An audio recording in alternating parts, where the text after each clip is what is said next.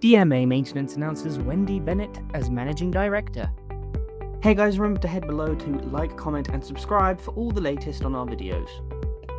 Wendy Bennett has been appointed as the Managing Director of DMA Maintenance, moving up from her previous role as Chief Operating Officer. During her 5-year tenure at DMA, Wendy has been instrumental in enhancing operational performance and integrating the company's award-winning Bio platform.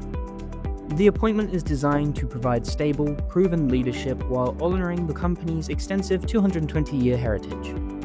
In her new role, Wendy will collaborate with the board and senior management to scale the business and adapt to evolving customer requirements.